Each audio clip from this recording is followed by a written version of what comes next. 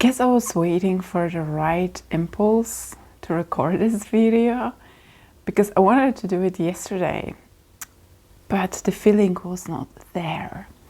So today I woke up and I was like, God, I'm ready.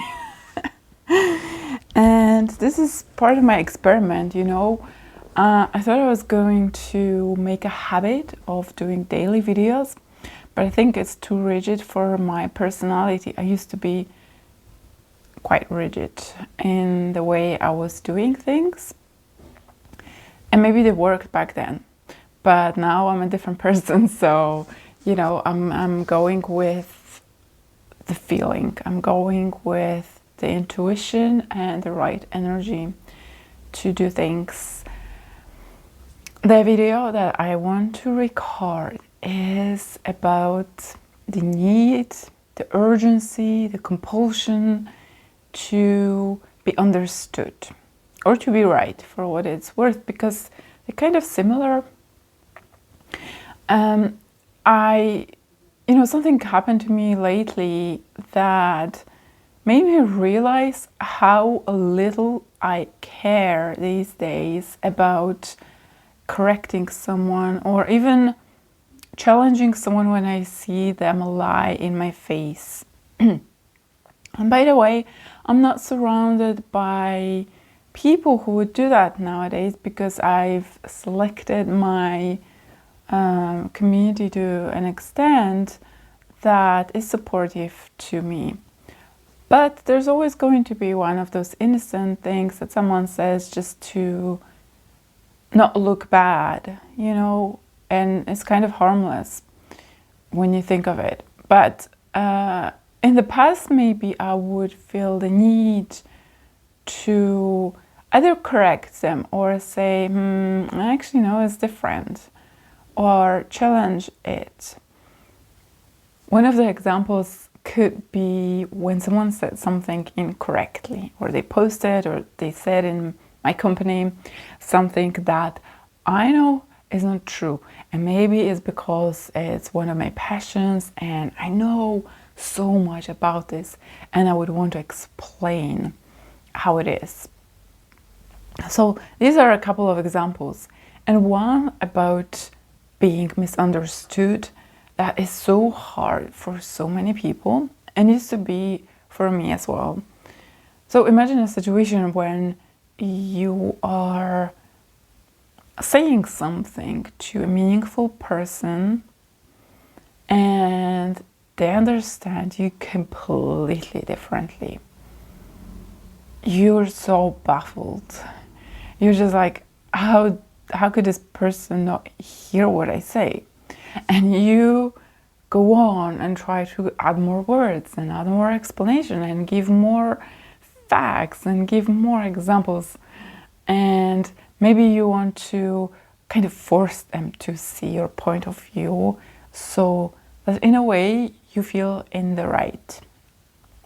You feel that someone sees you and therefore validates your truth, right? So there are those different aspects of a similar thing, the similar urgency to correct, to be right, to be understood, to have another person take on what we know and claim it as theirs. Essentially, that's what it comes down to. You know, guys, and I was so impressed with this realization because I've been working on this for so long now. And, you know, it came in the way that I was seeing it for quite some while in different situations. Sometimes I had to test it and experiment with it. And sometimes I had to challenge myself or go back to a situation in my mind and see what went wrong if I didn't maintain that reserved perspective that I didn't have to do that, didn't have to correct or be understood. And now it happens so effortlessly that I just listen to something or see something that's wrong or see a person misunderstand me, and I'm just like, okay, yeah, wow, cool. And just keep talking about other things. I don't feel the push that I used to have to control the situation and kind of struggle and effort with this person, because really that's kind of a struggle. I'm not sure how you feel about this, but because my body is very sensitive to all energies, it feels like a horrific amount of energy expelled on something that most of the times never ever results in anything good. I'm just gonna leave a pause now here, guys.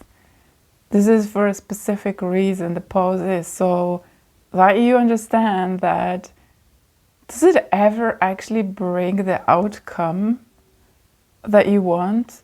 Like when you really want to force that other person to see your point of view, or make them admit that you're right, or understand you, even that feels kind of harmless. You just want them to empathize with you. But I want for you to recall any sort of situations. Does it ever happen that you feel very satisfied after you forced someone to see your point of view? I'm trying to recall one situation where, when it actually did feel good after that, it's a very kind of flat sense of satisfaction, if anything, if you prove someone wrong, but it leaves bitterness. If you prove someone wrong, it always inevitably leaves the person in front of you not closer to you by admitting you're right, but actually way farther away. It separates you and them further away, right? So this is an interesting thing to talk about. And I know that big part of my journey that led me to be so indifferent to people see my point of view, understand me, or take on my truth, comes from all the different ways I developed self-authority.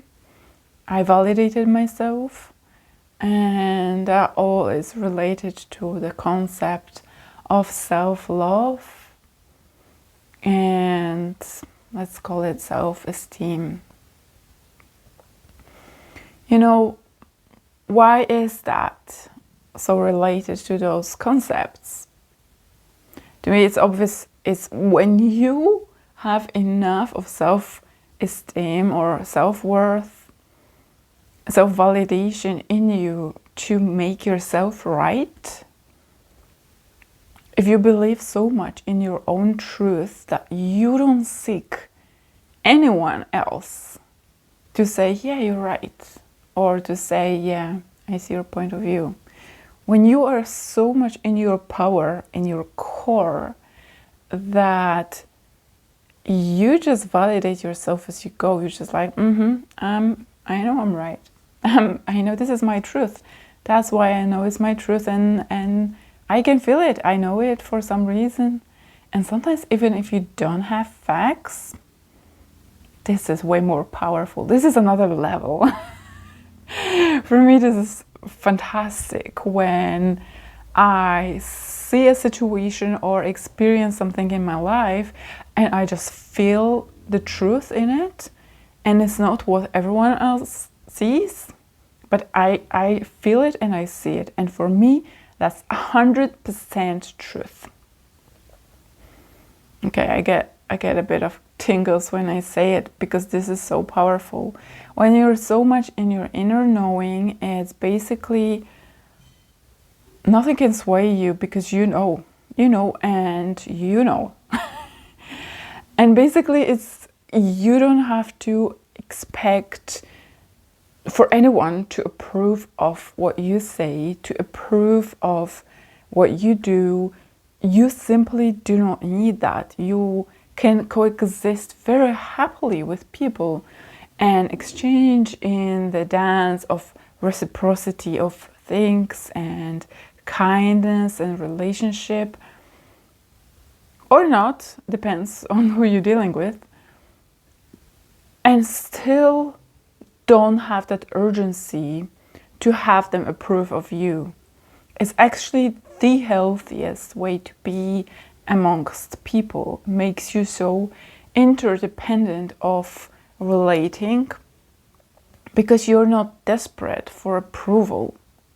You're not desperate for someone stamping on the truth that you hold.